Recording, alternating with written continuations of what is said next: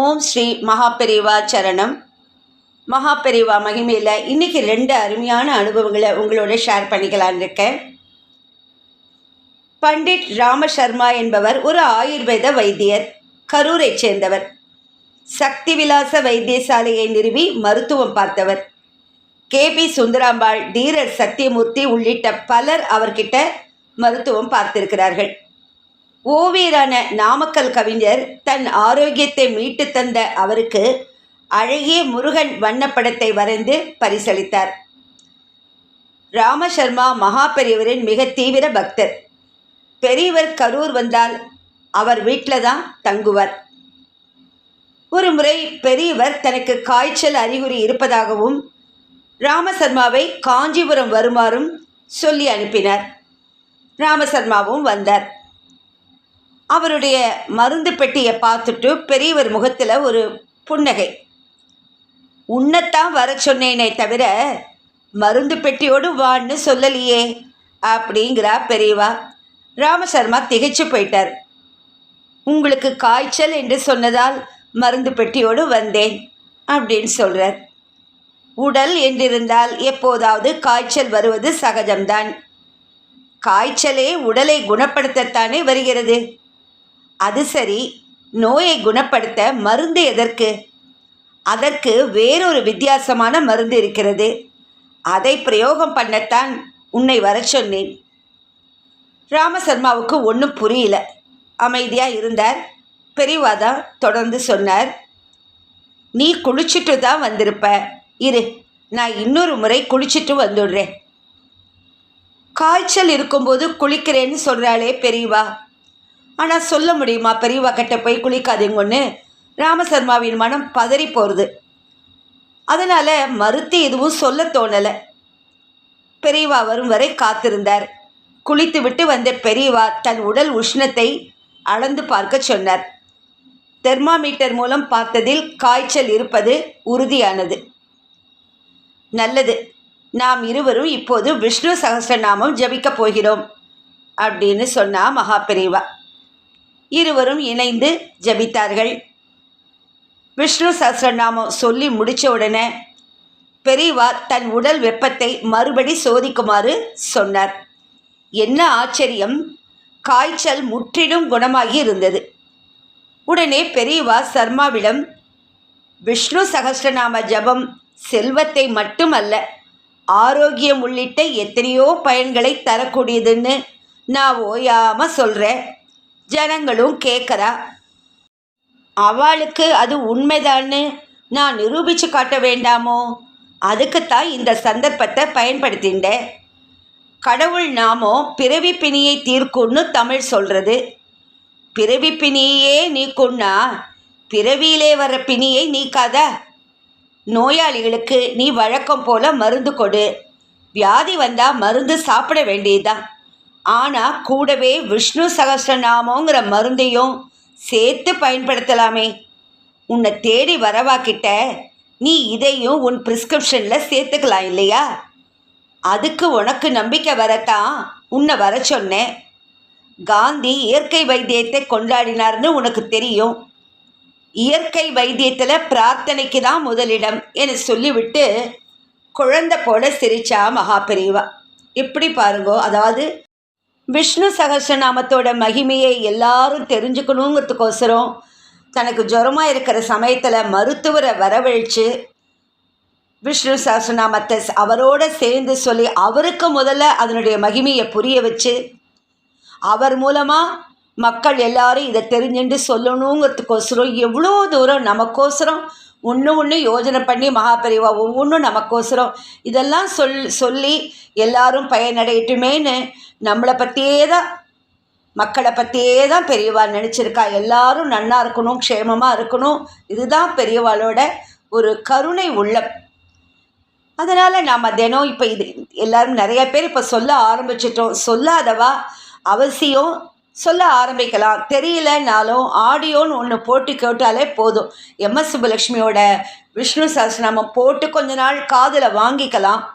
அதுக்கப்புறம் நம்மளை அறியாமல் எல்லாம் அப்படியே நம்மளுக்கு மனசில் ஒன்று ஒன்றா சுக்லாம்பரதனம் விஷ்ணு சசிவர்ணம் சதுர்புஜம் பிரசன்னவதனம்னு அது அப்படியே வந்துடும். நம்மளுக்கு அப்படியே மனசில் பதிய ஆரம்பிச்சிடும். எல்லாமே கொஞ்ச நாள்லேயே நம்மளுக்கு மனசில் பதிஞ்சிடும்.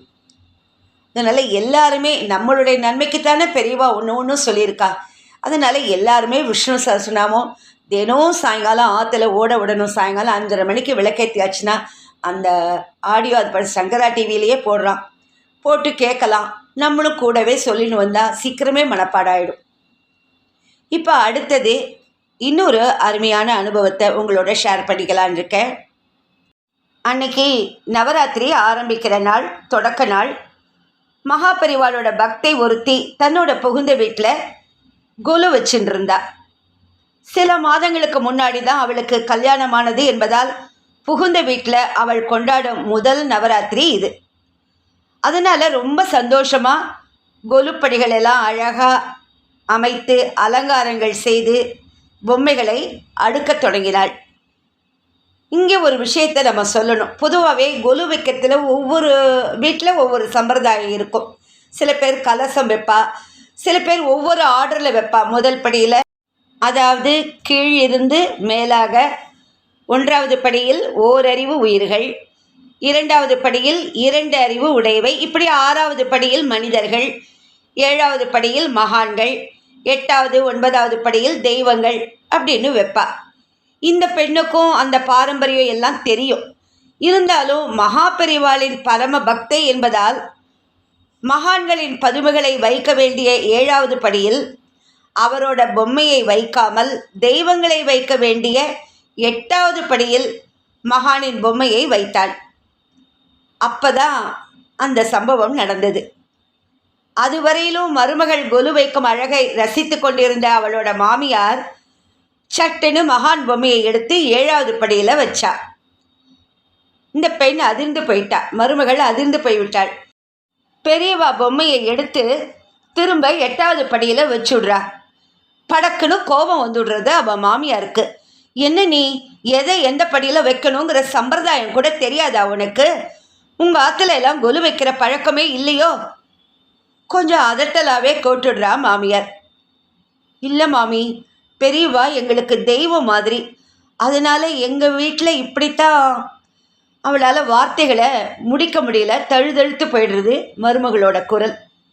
எங்களுக்கும் பரமாச்சாரியா தெய்வம்தான், ஆனால் கொலுப்படியில் பதுமையை எங்கே வைக்கணுமோ அங்கே தான் வைக்கணும், புரிஞ்சுதா? அதட்டிய மாமியார் மகான் சிலையை எடுத்து 7வது படியில் அழுத்தமாகவே வச்சார். மாமியாரை எதிர்க்க முடியாமல் மனசுக்குள்ள மருகி கொண்டு கொலு வச்சு முடிச்சா மருமகள்.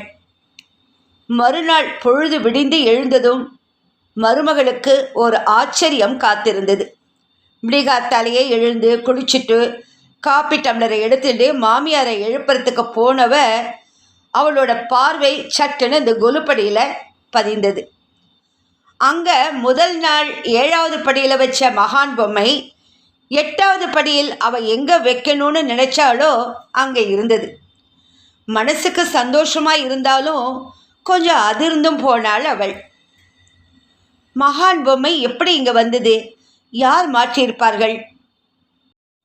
மாமியார் எழுந்து வந்து பார்த்தால் நாம் தான் அவரை மதிக்காமல் இப்படி மாற்றி வச்சிட்டோமோன்னு நினச்சி திட்டுவாரோ? இப்படிலாம் நினச்சிண்டே கொலுப்படிக்கு பக்கத்தில் அவள் போகும்போது சரியாக அதே சமயம் அவளோட மாமியார் தன் அறையிலிருந்து வெளியே வந்தார். மனசுக்குள்ளே கவலைப்பட்டுண்டே அந்த மகான்கிட்டேயே மன்னிப்பு கேட்டுக்கிறா, நான் எந்த தப்பும் பண்ணலையேன்னு. மாமியாரையும் இந்த கொலுப்படியும் திருன்னு மாற்றி மாற்றி பார்த்துட்டு இருக்கா. மெதுவாக அவகிட்ட வந்தார் மாமியார். என்ன பெரியவா பொம்மை இடம் மாதிரி இருக்கேன்னு பார்க்குறியா? நான் தான் மாற்றி வச்சேன். விடிய காத்தால ஒரு சொப்பனம். அதில் காமாட்சி அம்மன் ஒரு பீடத்தில் உட்கார்ந்துட்டுருக்கா. அவளை தரிசிக்கிறதுக்காக பெரியவா அங்கே வர. வந்ததும் அம்பாள், இங்கே வா, என் பக்கத்தில் வந்து உட்காந்துக்கோன்னு அவர்கிட்ட சொல்கிற. எனக்கு அப்படியே முழிப்பு வந்துடுத்து. அம்பாளே தன் பக்கத்தில் வந்து உட்கார சொல்கிறான்னா அவரை கீழே வைக்க சொன்னது என் தப்பு தானே?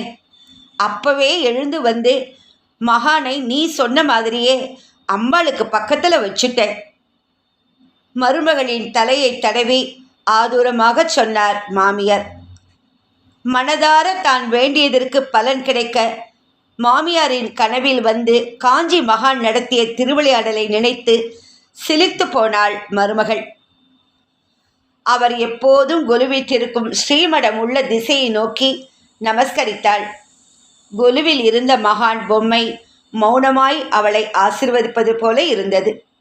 எப்பேற்பட்ட ஒரு அனுபவம்! எப்படி ஒருத்தருக்கு கனவுல அது அந்த பொண்ணுக்கும் கஷ்டப்படக்கூடாது, மாமியாருக்கும் புரிய வைக்கணும், மனசு வருத்தப்படக்கூடாதுன்னு கனவுல அறிவுறுத்தியிருக்கார்.